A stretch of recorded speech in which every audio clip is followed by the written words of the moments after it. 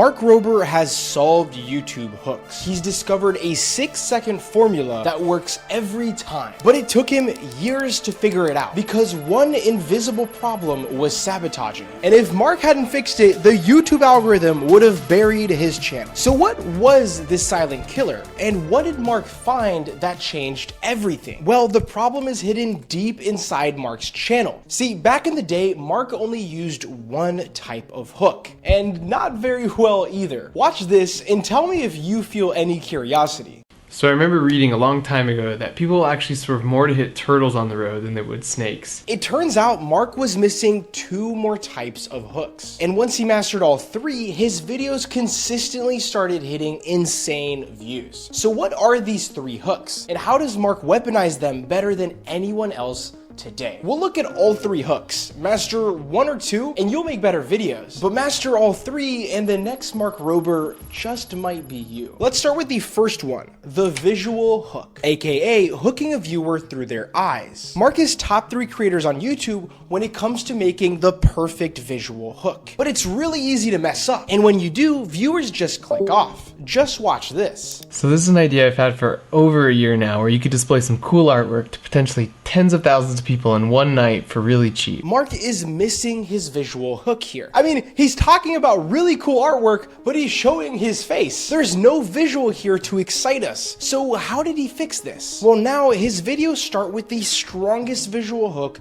known to man. When you click on Mark's videos, you're hit with a payoff visual immediately. Just watch this. This is space, and this is an egg, moments before I attempted the world's highest egg drop. This type of intro works because it skips all the boring setup information and jumps right into the most interesting moment in the entire video. On top of that, it makes viewers ask a ton of questions. If used correctly, it's one of the strongest ways to start off a video. And luckily, it's really easy to use. It's just 2 simple steps. First, find the craziest moment in your video. So obviously, this kind of intro doesn't work for knitting tutorials. Sorry, Mom. Then you'll play that clip while using Mark's signature line to share any necessary context.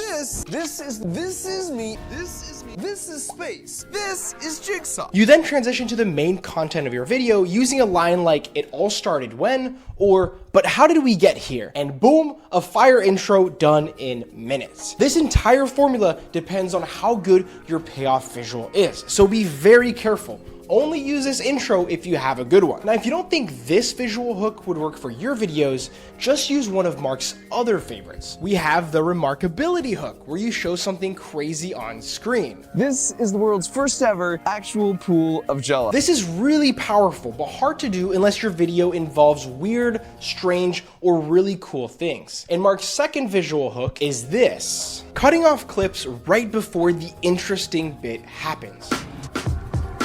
Scientists call this an open loop. It creates curiosity because our brains hate unfinished questions, so we stick around to see what happens. Pretty much anyone can do this. Just find interesting actions in your videos and then cut them off right before the interesting moment happens. But unlike the payoff hook that can be used as your main intro device, I recommend using open loops as support clips. Think of these as like clips you throw throughout your intro to create extra visual intrigue. Now, when Mark started using these visual hooks, his videos immediately leveled up like crazy, but there was still a massive problem he had to fix. He was using the wrong words in his videos. Just listen to what Mark is saying in this old video from 12 years ago.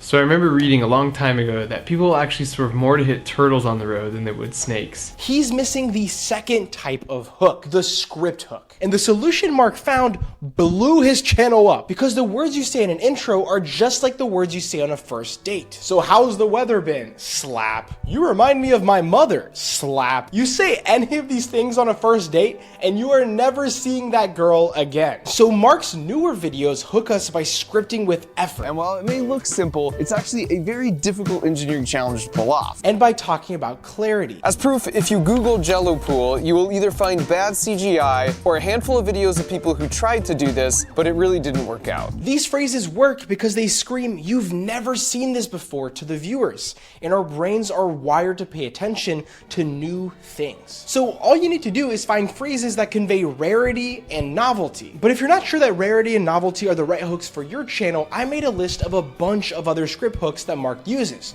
Just click the link to join my newsletter below and I'll send them right over to you. But even when you have them, there's a huge mistake you have to avoid here that I see a lot of my clients make. Script hooks are not just one and done. You gotta use a lot of them throughout your entire intro and your entire video. Let's watch this video to see just how many hooks Mark uses in his intro. Shark-infested waters, bucket of blood, 20 miles away from any land, in the middle of the ocean on a boat surrounded by sharks. Built some NASA-grade hardware, hopped on a plane, and then a speedboat. These are just some of the hooking phrases from the first minute. Now, if this seems like an overwhelming amount of info, I got you. Just pause the video, get the list of hooks in my description, and use a couple of them in your next video. YouTube's all about constant minor improvements over time, not one big change in one go. But there's a big problem here. Script hooks and visual hooks can take hours to get right. So if you don't have that kind of time, are you screwed? Well, that brings us to the third and most powerful hook type that Mark uses. It takes less than 5 minutes to set up, and it's the reason this video, this one, and this one all have over 100 million views. But it only works if you do it right. It's called the why technique. Mark's best videos always tell the viewer why he's making that video. He built this squirrel obstacle course because squirrels always steal his bird feed. He built this massive jello pool because as a kid, he always wondered what it would feel like. But why does it matter that he shares why? Pun intended, by the way. How can something as simple as adding why get millions more views? Well, here's how it works. The moment your video has a why, it goes from a random video on YouTube to a story. A properly designed why gives your video emotional meaning. And I know talking about emotional meaning sounds like stupid artistic yapping, but I'll show you just how powerful this is, okay? Imagine your best friend calls you to tell you about a car crash they just saw on the news. You might be somewhat interested, but not that much. Car crashes happen all the time. But let's change just one variable. Your best friend calls you and frantically says they just saw a truck plow into your mom's minivan. Now you're hooked. You're paying attention. You're desperately listening to hear whether or not your mom is all right. Only one variable changed in that story, the emotional meaning. And that's why people watch Mark Rober's content. His whys make viewers emotionally attached to the video, which makes them watch for longer.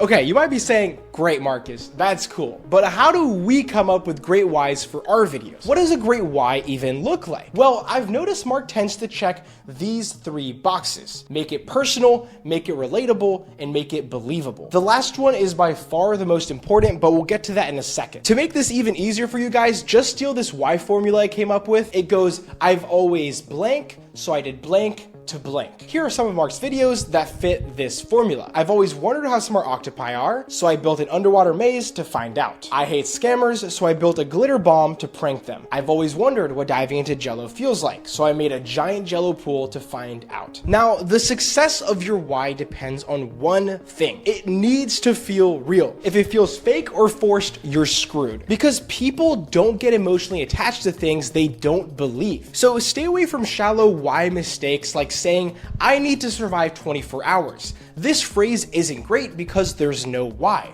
We're creating tension without giving the reason behind it. Now, if you were to say, I need to survive 24 hours here or I get paint all over my face, that's a bit better, but it's still not great because it's very artificial. You're the one who chose to add the paint punishment, so it doesn't feel real or authentic. The viewer won't care and therefore they won't watch as long. In my humble opinion, it's better to have no why than to have a weak one. But I'm still researching that, so take it with a grain of salt. Now, these 3 hook types are very important to master, but what's even more important is having a strong channel-wide strategy, because just focusing on hooks won't get you the results you want. So watch this video where I break down Ryan's entire channel strategy, from thumbnails to editing to storytelling. See you over there. Peace.